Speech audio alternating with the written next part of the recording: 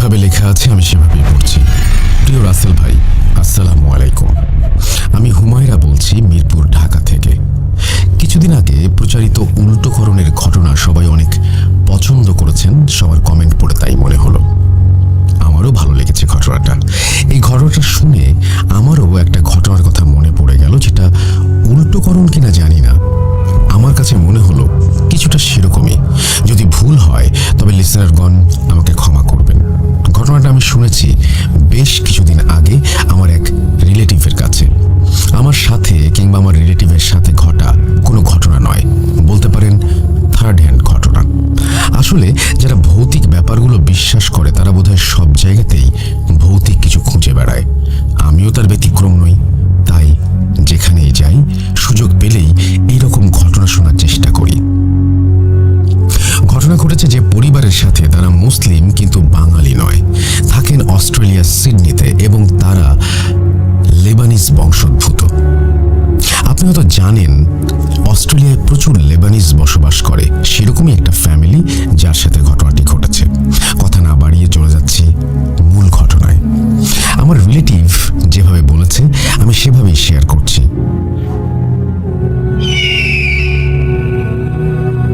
সাদি তার ওয়াইফ এবং ছেলেকে নিয়ে সিডনিতে থাকতেন অনেক বছর ধরে। যখন সাদি সিডনিতে আসেন তখন ওনার বয়স ছিল 25 বছর। উনি একটা ইউনিভার্সিটিতে পড়াতেন, আর সেখানেই পরিচয় হয় জয়তুনের সাথে। জয়তুন এবং আজিজা ছিল কাজিন, তারাও একই ইউনিভার্সিটিতে পড়তেন। সাদির সবসময়ই জয়তুনকে অনেক ভালো লাগতো, আর সেই কথা একদিন সে আজিজাকে বলে। আজিজাকে রিকোয়েস্ট করে যেন জয়তুনকে এই ভালোবাসার কথাটা সে জানিয়ে দেয়। কিছুদিন পার হয়ে গেল, কিন্তু জয়তুনের কাছ থেকে হাঁ বা না সূচক কোনো উত্তর না আসায় সাহস করে উনি নিজেই জয়তুনকে মনের কথা বলে দিলেন। জয়তুন কোনো প্রকার ভনিতা ছাড়াই হ্যাঁ সূচক জবাব দিল। এরপর কিছুদিন পার হয়ে যায়। একদিন কথা প্রসঙ্গে জয়তুনকে সাদি জিজ্ঞেস করলো, তুমি এত সহজে রাজি হয়ে যাবে আমি বুঝতে পারিনি। আজিজা কি তোমাকে আমার বিষয়ে কিছু বলেছিল? জয়তুন অবাক হয়ে বলল, তুমি কি বলছো?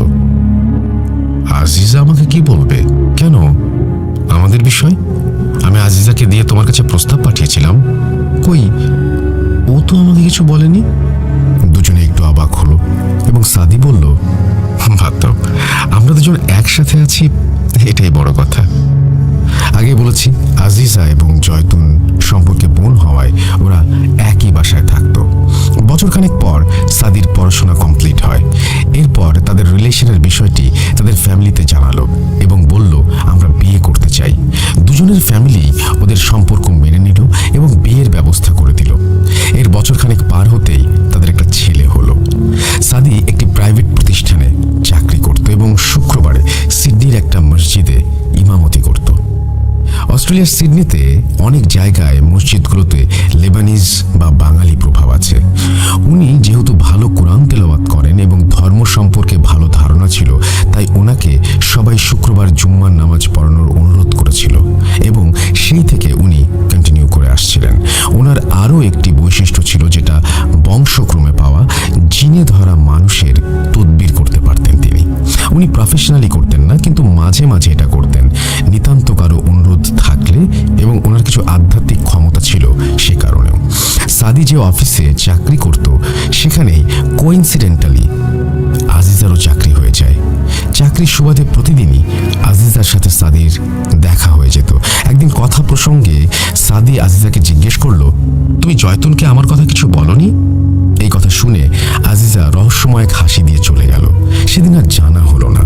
পরের দিন শুক্রবার সাদি জুম্মার নামাজ পড়ানোর পর মসজিদ সংলগ্ন কবরস্থানের কাছে এসে বাসায় যান। ওই বাসায় তার পরিচিত একজন গোরখোদক, যিনি কিছুটা অসুস্থ ছিলেন। লিসনার গোরখোদক সম্পর্কে আগেও আশা করি শুনেছেন, তারপরেও বলি, যিনি কবর খোঁড়ার কাজ করেন তাকে গোরখোদক বলা হয়। এই লোকের নাম ছিল আসগর আলী। তো ঘরের কাছাকাছি যখন পৌঁছান তখন যে অবাক করা বিষয়টা ঘটে সেটা দেখার জন্য আসলে সাদি মোটেও প্রস্তুত ছিলেন না। উনি দেখতে পান ওই ঘর থেকে আজিজা বের হয়েছে, আর সাদিকে দেখার পর দ্রুত ওই স্থান থেকে চলে যাচ্ছিলেন।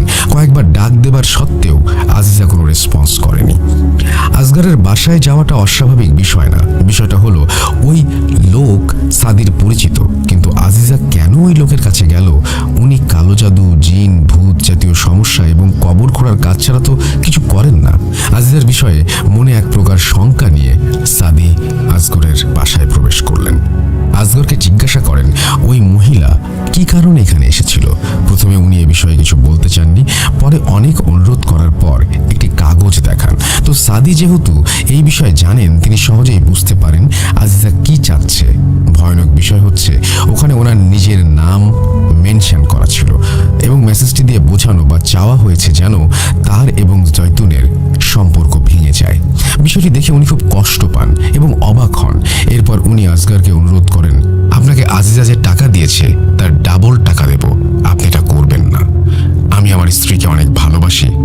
আসগর বলেন, ভাই আপনি আমাকে অনুরোধ করবেন না প্লিজ, আমি এমনিতে এটা করতাম না। আপনার প্রতি আমার অনেক শ্রদ্ধাবোধ আছে। সাদির অভ্যাস ছিল নিয়মিত ডায়েরি লেখা। ডায়েরিতে উনি লিখেছেন, আজ আসগরের বাসায় আজিজাকে দেখে খুব কষ্ট পেলাম। আমি কল্পনাও করিনি ও আমাকে ভালোবাসে, কিন্তু সন্দেহ ছিল, তবে এমন ভয়াবহ কাজ করবে এটা মানতেই পারছিলাম না। ও আমার এবং জয়তুনের সংসার ভেঙে দেবার জন্য ব্ল্যাক ম্যাজিক করার চেষ্টা করছিল। ওর সাথে কাল কথা বলতে হবে। কিছুক্ষণ পর জয়তুন রুমে প্রবেশ করে দেখল টেবিল ল্যাম্পটি জ্বলছে, কিন্তু সাদি রুমে নেই। এরপর কাছে গিয়ে ল্যাম্পটা বন্ধ করার সময় হঠাৎ চোখে পড়ল খুলে রাখা ডায়েরিটা। এরপর সে লেখাটা কৌতূহল বশত পড়ে ফেলল। সে সব কি দেখছে নিজেকে কন্ট্রোল করতে পারল না জয়তুন। প্রচন্ড রাগ, কষ্ট, ঘৃণা কাজ করছিল তার মনের ভেতর। ওর অভ্যাস ছিল সবকিছু বাবাকে শেয়ার করা, কারণ আসলে ওর বাবা ছাড়া আর কেউ নেই।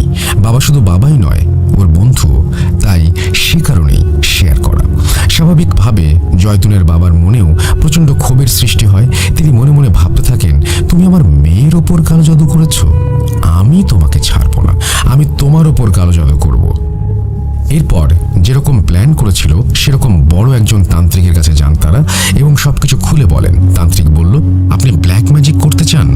আপনি যাকে ব্ল্যাক ম্যাজিক করতে চান তার চুল, নখ এবং কিছু ব্যবহৃত জিনিস নিয়ে এসে আমার সাথে দেখা করবেন। এদিকে জয়তুনের অনেক মন খারাপ দেখে ওকে এবং ছেলেকে নিয়ে বাইরে ঘুরতে যায় সাদি। সাদির ডায়েরির বিষয়ে কিছুই জয়তুন জিজ্ঞাসা করেনি, কিন্তু মনে মনে অনেক কষ্ট পাচ্ছিল। রাস্তায় সাদি নিজেই ড্রাইভ করছিল, অনেক জোরে গাড়ি চালাচ্ছিল। কিছু দূর যাওয়ার পর কিছুটা পাহাড় ঘেরা একটা নির্জন রাস্তায় পৌঁছায় তারা। হঠাৎ রাস্তার মাঝখানে একটা কালো ছায়ার মতো তারা দেখতে পেল। ওনার কাছে অবয়বটা আজিজার মতোই মনে হলো। উনি একটু অন্যমনস্ক হয়ে যান, অজান্তেই হার্ট ব্রেক করেন এবং গাড়ি নিয়ন্ত্রণ হারিয়ে উল্টে যায়। প্রচণ্ড ধাক্কায় উনি বেহুশ হয়ে যান। কিছু সময় পর যখন হুঁশ ফিরে আসে, উনি দেখতে পান তার প্রাণপ্রিয় ছেলে এবং জয়তুন পড়ে আছে রাস্তায় রক্তাক্ত অবস্থায়। এই দৃশ্য দেখে উনি আবার বেহুশ হয়ে পড়ে যান। এরপর ওনার যখন হুঁশ আসে তখন তিনি নিজেকে আবিষ্কার করেন হাসপাতালের বেডে। উদ্বিগ্ন হয়ে সবার কাছে জানতে চান, আমার ছেলে, আমার ওয়াইফ কোথায়? ওনার বাবা জানান, ওরা আর বেঁচে নেই। তোমাদের মসজিদের কাছে যে কবরস্থান আছে ওখানে দাফন করা হয়েছে। এরপর হসপিটাল থেকে বেরিয়ে বাসায় না গিয়ে কবরস্থানে যান তিনি এবং স্ত্রীর কবর জিয়ারত করেন। হঠাৎ উনি দেখতে পান ওনার ছেলে ওনার পাশে বসে আছে। আবেগে উনি ছেলেকে জড়িয়ে ধরেন। এমন সময় চোখ পড়ে আসগরের দিকে। আসগর কেমন যেন ভয়ার্ত চোখে তার দিকে তাকিয়েছিল। কাছে ডাকতে আসগর তাকে প্রশ্ন করে, ভাই আপনি কার সাথে কথা বলছেন? উত্তরে সাদি বলেন, কেন, আমার ছেলে। আসগর খুব অবাক হয়ে বলে, আপনার ছেলে তো মারা গেছে, আপনার পাশে তো কেউ নেই। আমি নিজে তার কবর খুঁড়েছি। ভাই আপনার কি হয়েছে? এরপর আসগর সাদিকে প্রশ্ন করেন, আপনি তো এসব বিষয়ে অনেক ধারণা রাখেন, আপনার কি মনে হয় আপনার ছেলে আর ভাবির মৃত্যু কি স্বাভাবিক? আমার কাছে কিন্তু মনে হয় না। আমি আপনাদের পিছনে একটি কালো ছায়া দেখতে পেয়েছিলাম, যেটা ছিল ভাবির। সাদিরও সেই কথাই মনে হচ্ছিল। আসগরের সাথে কথা না বাড়িয়ে উনি বাড়ির দিকে যাচ্ছিলেন আর মনে মনে ভাবছিলেন, তাহলে কি আজিজা অন্য কোনো মাধ্যমে কাজ করিয়েছে, যার ফলেই আমার ছেলে এবং ওয়াইফ মারা গেল? এদিকে জয়তুনের বাবা পাগল প্রায় তার একমাত্র কন্যা এবং নাতনির বিদায়ে। এবার সে দৃঢ় প্রতিজ্ঞাবদ্ধ এবার সে নিশ্চিত এ কাজ আজিজা ছাড়া কেউ করেনি। দুদিন পরেই সে তান্ত্রিকের কাছে তার চাওয়া জিনিসগুলো নিয়ে উপস্থিত হয় আর তাকে জানায় তার মেয়ে অ্যাক্সিডেন্টের ঘটনা। তান্ত্রিক বললেন, এবার কোনো জিন নয়, আপনার মেয়ে কারিনকে দিয়েই ওকে শাস্তি দেওয়াতে পারেন। যদি আপনি আজিজার এই সমস্ত জিনিসগুলো আপনার মেয়ের লাশের মুখের ভেতর দিয়ে সেলাই করে দিতে পারেন, এবং আরও কিছু রিচুয়াল আছে যেগুলো করলে পরে কারিন বসে আসবে। উনি কথা মতো সব কাজ করলেন। সত্যি কথা বলতে, একজন ইনোসেন্ট মানুষ তার আপনজন হারালে কতটা অ্যাগ্রেসিভ হতে পারে তার জলজান্ত প্রমাণ হলো জয়তুনের বাবা। তাই ভয়ঙ্কর কাজ তার মতো মানুষের পক্ষে অনেক কঠিন ছিল, কিন্তু মেয়ের মৃত্যুর প্রতিশোধের কাছে বিষয়টি নিতান্তই নগণ্য ছিল। তান্ত্রিক জয়তুনের বাবাকে বললেন, আপনার সব কাজ শেষ, এখন বাড়ি যেতে পারেন, এখন শুধু অপেক্ষার পালা। কারিনদের সম্পর্কে হয়তো কম বেশি সবাই জানেন। কারিনরা সবসময় অপেক্ষায় থাকে কখন মানুষ তাকে ডাকে এবং নিজের ঈমান নষ্ট করে। কারিনদের কাজই হচ্ছে মানুষকে ধোঁকা দেওয়া। যুগে যুগে কারিনরা ধোঁকা দিয়েছে এবং ভবিষ্যতে পৃথিবী ধ্বংস হওয়া পর্যন্ত তারা মানুষকে ধোঁকা দিয়ে যাবে। এরপর কিছুদিন পার হয়, সাদি কিছুটা স্বাভাবিক হন এবং অফিসে নিয়মিত যাতায়াত শুরু করেন। আজিজার সাথেও দেখা হয়। তিনি ওকে প্রায়ই বলতেন, কাজটা তুমি কেন করলে? আজিজা অবাক হলো আর বলল, কোন কাজ? তুমি কেন জয়তুন এবং আমার ছেলের এত বড় ক্ষতি করলে? বিনিময়ে তুমি কি পেলে? আমাকে কি পাবে বলে মনে হয়? কখনোই না। আজিজা বলল, এগুলো আপনি কি বলছেন? আমি তো কিছুই করিনি। করতে গিয়েছিলাম, কিন্তু আপনাকে দেখে অনেক বেশি লজ্জিত হয়েছিলাম, তাই আর কিছুই করিনি, এবং আসগর ভাইও আমাকে কিছু জানায়নি। আজিজা মন খারাপ করে অফিস থেকে বাসায় ফিরছিল নিজেই ড্রাইভ করে। ফেরা পথে একটি টানেল পার হতে হয় তার সব সময়। আজ টানেলের ভেতর প্রবেশ করতে হঠাৎ গাড়িটা বন্ধ হয়ে যায়। বিষয়টা খুব অবাক করা ছিল, কারণ গাড়ির সব কিছুই ঠিকঠাক ছিল এবং ট্যাঙ্ক ফুল ছিল। গাড়ি তো বন্ধ হয়ে যাওয়ার কথা না। এরপর ওনার ফ্রেন্ডকে ফোন করে লোকেশনটা জানালো এবং বলল, আমাকে একটু পিক করতে পারবা? কিছু সময় পার হয়ে যায়, কিন্তু কোনো গাড়িও আশেপাশে দেখা যাচ্ছিল না যে কারো লিফট চাইবে। তবুও চেক করার জন্য যখনই ডোর খুলে বাইরে পা দিল, কেমন একটা ভারী ফিল হতে লাগলো। গা শিউরে উঠল। ভয়ে ভয়ে গাড়ির পেছনের ব্যাগডালা খুলতে যাবে, তখনই টক টক করতে করতে একটা ছোট বল এসে তার পায়ের কাছে থামলো। উনি ভয়ে ভয়ে বলল, এনিবডি হিয়ার? কোথাও থেকে কোনো রেসপন্স আসলো না।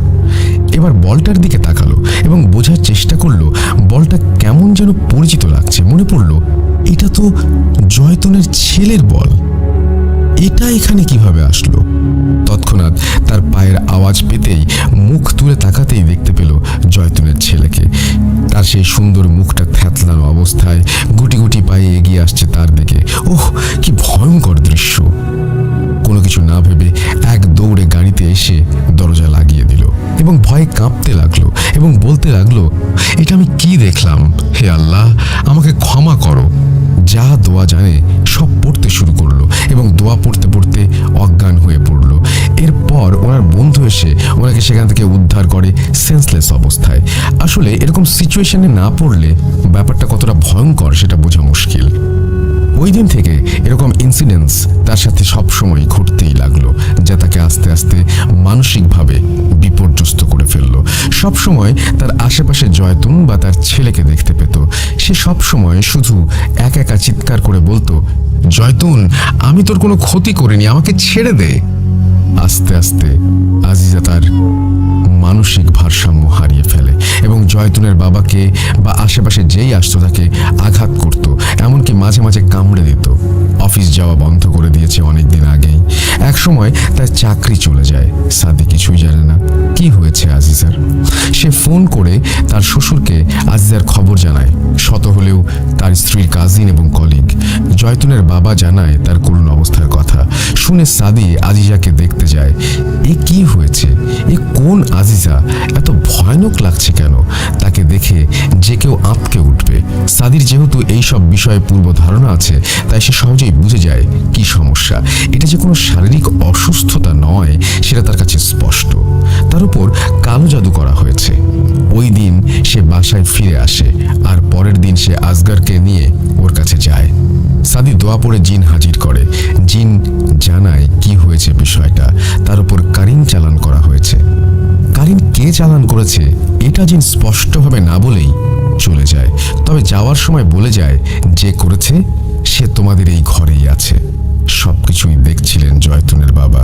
তার মনে খুব অপরাধ বোধ হতে থাকে, কিন্তু কিছুই বলেন না। এদিকে সাদি কনফিউজড হয়ে যায় এবং আসগরকে প্রশ্ন করে, তুমি করেছো এই কাজ? কে তোমাকে দিয়ে করিয়েছে? আসগর পুরো অবাক হয়ে যায় এবং বলে, এগুলো আপনি আমাকে কি বলছেন? আমি যদি করতাম তাহলে কি আপনার সাথে আসতাম? দুজনের বাক বিতণ্ডা দেখে জয়তুনের বাবা বলেন, তোমরা থামো, আমি বলছি ওর ওপর কালো জাদু আমি করেছি। তুমি ডায়েরিতে কি লিখেছিলে মনে আছে? ওই লেখাটা জয়তুন পড়েছিল এবং আমাকে জানিয়েছিল। এরপর জয়তুন মারা যায়। আমার পুরোপুরি ধারণা ছিল আজিজা ওর ওপর কালো জাদু করেছে, তাই ওভাবে মারা গিয়েছে। সাদি বলল, আপনার ধারণা পুরোপুরি ভুল ছিল। জয়তুনের ওপর কালো জাদু আজিজা করেনি। এরপর জয়তুনের বাবা নিজের ভুল বুঝতে পারে আর সেই তান্ত্রিকের কাছে যায় জাদু সরিয়ে নেওয়ার জন্য। কিন্তু তান্ত্রিক জানায় এখন আর কোনো উপায় নেই, কারিন তাকে পুরোপুরি ক্যাপচার করে ফেলেছে, আর সরানো সম্ভব না। এরপর আজিজার পাগলামির মাত্রা বেড়ে যেতে থাকে এবং তাকে সিডনিতে একটি মানসিক হাসপাতালে ভর্তি করিয়ে দেওয়া হয়। জানা যায় ওখান থেকে কোনো এক রাতে সবার চোখকে ফাঁকি দিয়ে আজিজা কোথাও চলে গেছে। ঘটনার এন্ডিংটা সবসময় আনন্দের হয় না, এটারও তাই। কালো জাদু যে সবসময় মানুষের জীবন তছনছ করে দেয়, এখানেও তার ব্যতিক্রম নয়। সব রহস্যের উত্তর পাওয়া গেলেও একটা রহস্যের জট অজানাই রয়ে গেল। সেটা হলো, কেনই বা সাদি ওই দিন রাস্তায় আজিজাকে দেখতে পেয়েছিল? জয়তুনের অ্যাক্সিডেন্টটা কি স্বাভাবিক ছিল, নাকি তার উপর কালো জাদু করা হয়েছিল? যদি করা হয়েই থাকে তাহলে কে করেছে? এই প্রশ্নটা লিসেনারদের কাছে ছুড়ে দিলাম।